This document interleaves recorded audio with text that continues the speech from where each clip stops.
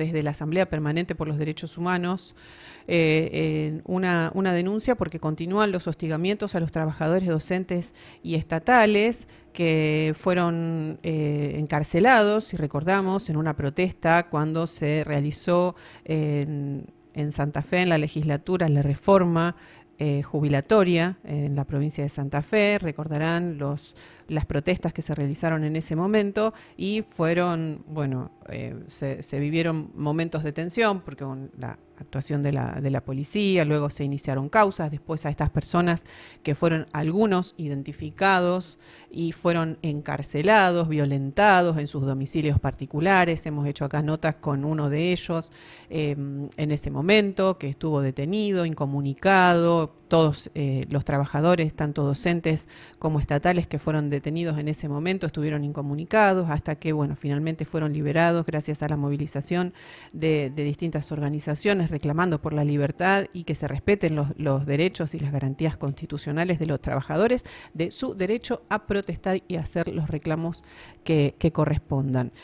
Bueno, desde la Asamblea Permanente por los Derechos Humanos han emitido un comunicado en relación a esto porque continúan los hostigamientos, pero ya estamos en línea con la doctora Julia Giordano, abogada de la APDH, que nos va a comentar cómo continúa esta situación y cuáles son los reclamos que están haciendo en este momento en relación a estas causas judiciales hacia trabajadores. Buenos días, Julia.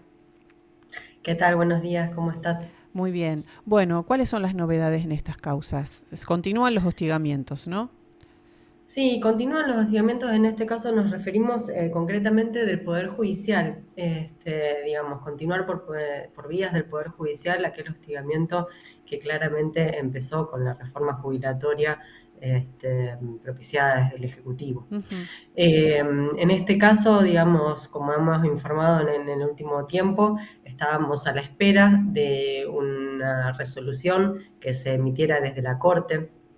Es decir, que el recurso llegara a la Corte y que la Corte lo abriera y pudiera opinar y pudiera decidir respecto de todas las ilegalidades y todas las irregularidades que se vienen cometiendo en este proceso y que nosotras veníamos poniendo de resalto desde el inicio de este proceso judicial.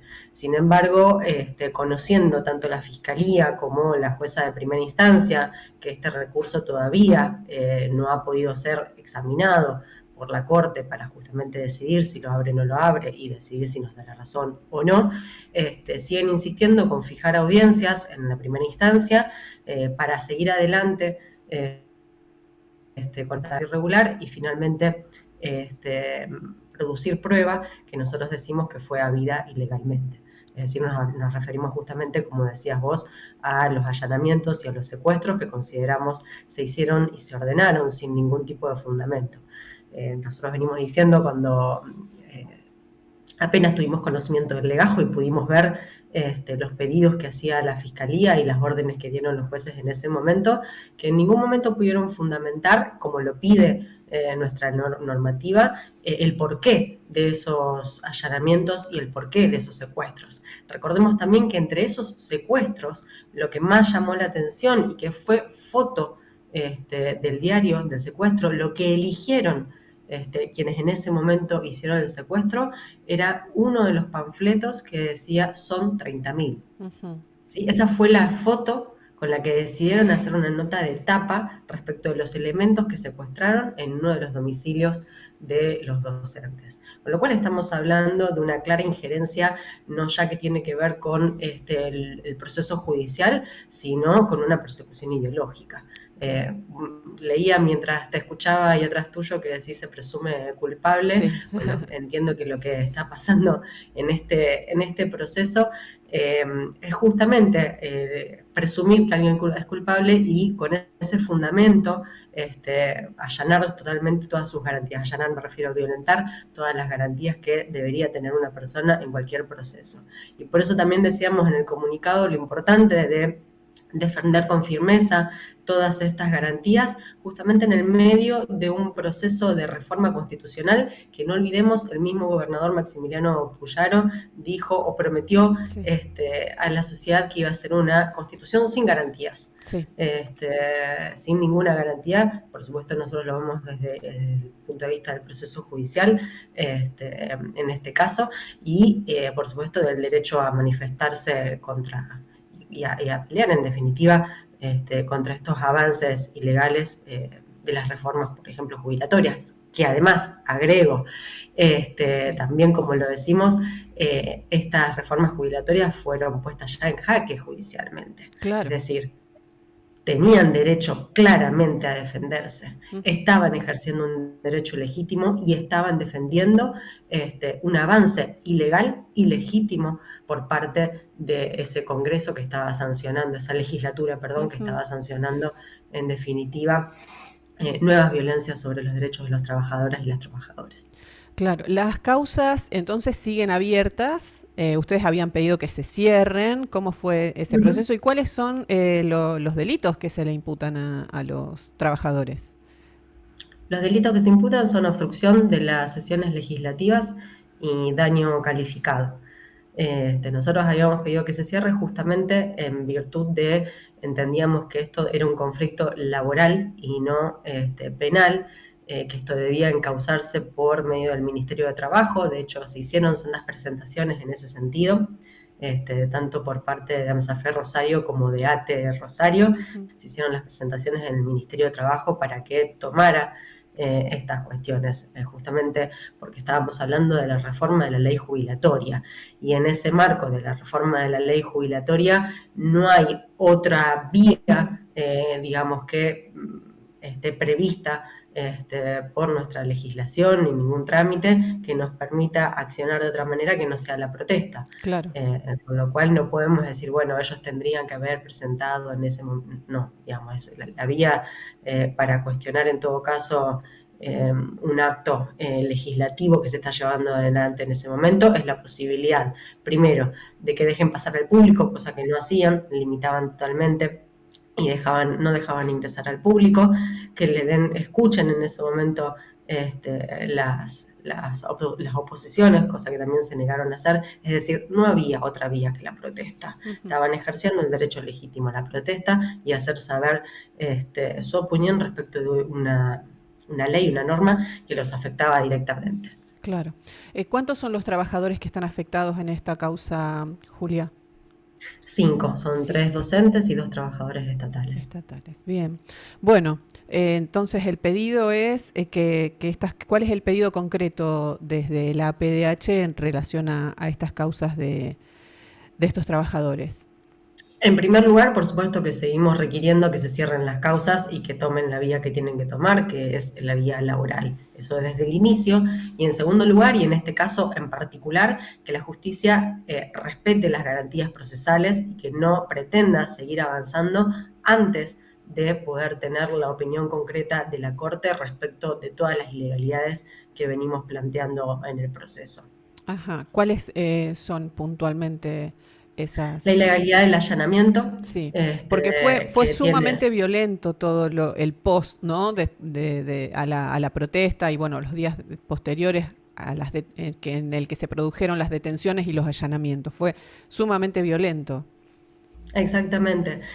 A lo mejor me voy a poner muy técnica, pero a ver, nuestro código procesal, sí, que es en definitiva el que nos dice cómo se tienen que hacer estas medidas. No es que los allanamientos no se pueden hacer, por supuesto Ujú, que sí, claro. y por supuesto que cuando hay fundamento uno puede ordenar un allanamiento. Ahora, el código dice que el allanamiento debe ser fundado, es decir, yo tengo que tener elementos que me den cuenta de que voy a encontrar elementos en ese domicilio que me permitan hacer una unión lógica entre el delito que yo investigo, ¿sí?, y Ujú, los elementos que pretendo encontrar.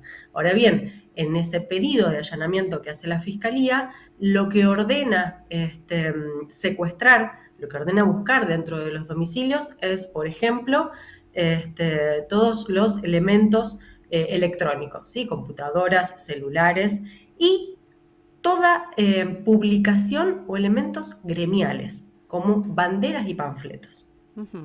Entonces, vemos por lo menos dos cosas. Sí. Primero, con todos los elementos gremiales, una clara persecución, como yo decía, ideológica, porque ¿cuál es la relación, cuál es el vínculo que puede encontrarse entre estos elementos, folletos, panfletos de una organización y la comisión de un daño? La verdad que no se entiende y tampoco lo explica la fiscal en su pedido de allanamiento. Ujú.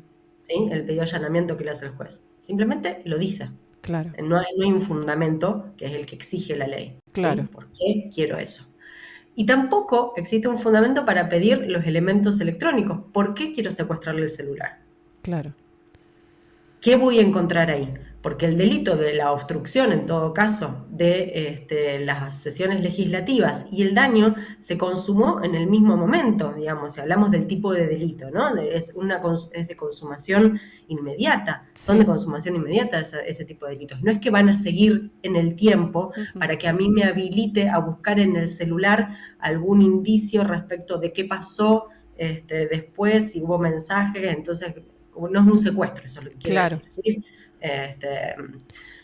No estamos hablando, y tampoco en este caso la fiscal dice por qué quiere abrir esos celulares. Y estamos hablando que quiere abrir celulares y computadoras de personas que están agremiadas y que en todos los casos son dirigentes gremiales. claro.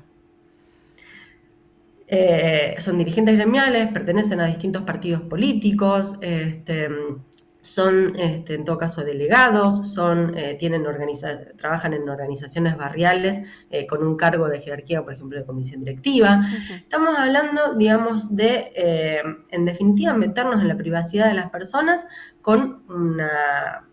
tienen un trabajo directamente ligado a la militancia que ejercen, y justamente estamos diciendo que esa protesta fue en contra de la ley previsional por parte, obviamente, de todos los grupos y partidos y gremios opositores al gobierno. La verdad que no es muy difícil buscar justamente esa línea de investigación claramente ligada a lo ideológico y no a lo que tiene que ver con, en concreto, la investigación del delito. Claro. Entonces entendemos que hay una clara ilegalidad ahí Sí, sí. y una persecución ilegítima. Sí, sí, también un disciplinamiento, Julia. Sin duda, porque además, en otro punto también lo que indicamos es que las detenciones no eran necesarias. Ninguno de Claro, estos dos, o sea, estamos hablando de todas personas que no tienen antecedentes penales. La Fiscalía esto lo sabía. claro. Ya había pedido informes sobre los antecedentes penales de cada una de las personas Ujú. antes de pedir el allanamiento.